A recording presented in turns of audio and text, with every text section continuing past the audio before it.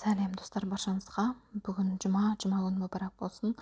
Таңертең ертерек тұрып, шелпек істеп жіберейін деп 200 мл сүтті жылытып аламыз. 1 шай қасық тұз, 3-4 ас қасық қант саламыз.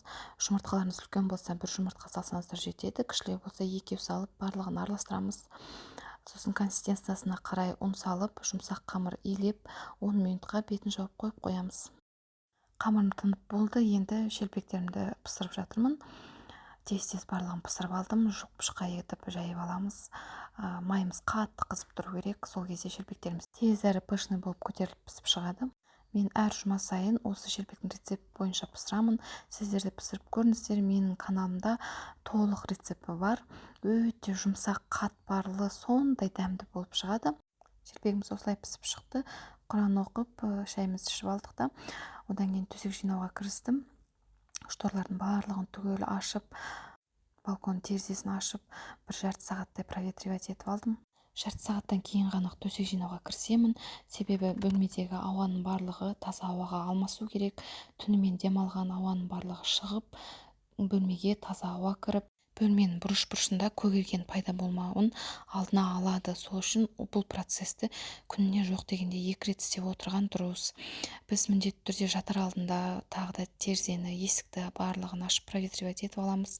Және таңертең осылай төсек жинардың алдында тағы 1 рет есік-терезенің барлығын ашып, осы таза ауа кіргізіп аламын. 1 бөлмені жинап болдым, енді 2-ші бөлмеге кірістім. Балаларым оянып, жуынып шайынып тамақтарын ішіп отыр. Бұл бөлмені дәл солай барлығын ашып, әзірге уақыт өтіп жатқан кезде бет күтімнің барлығын жағып алайын дедім. Негізі бет күтімді ерте жастан бастаған дұрыс екен.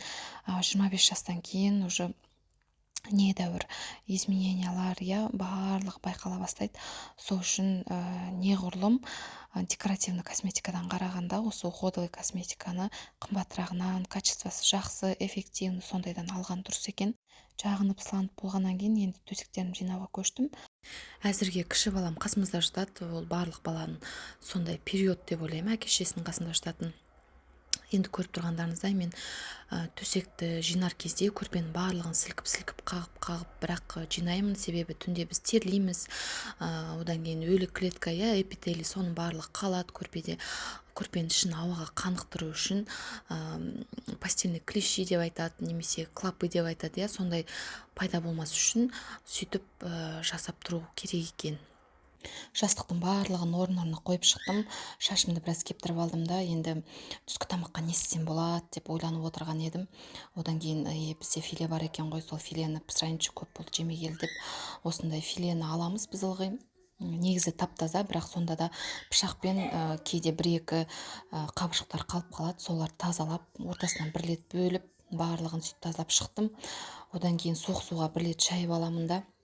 Тұз және қара бұрышты осы видеодағыдай үйкеліп, сіңгізіп, сөйтіп жағып шығамын. Одан кейін мариновать етілуге 20-30 минуттай қойып қоямын. Енді балықтың пайдасын барлықтарыңыз білетін шығарсыздар. Неғұрлым рационда көп пайдаланған дұрыс. Балық деген жүректің қызметіне, эндокринологиялық жүйеге, сүйек және ас қорытуға өте пайдасы көп тиеді. Қызып тұрған майымызға ұнға 2 жағында аунатып, осылай барлығын қуырып алдым. Духовкаға пісірсаңыздар да болады, бірақ бізге осылай қуырылған түрі ұнайды. Подлив та жасадым, одан кейін пысықтығым ұстап осындай вафли да істедім. Өте қытырлақ, өте дәмді болып шығады. Біраз қандай ғана заттардан осыншама көп болып шығады. Рецепт қажет болса айта жатарсыз. Рецептін салатын боламын. Түскі асқа бізде міне осылай балық, күрішпен барлығымызға ас болсын.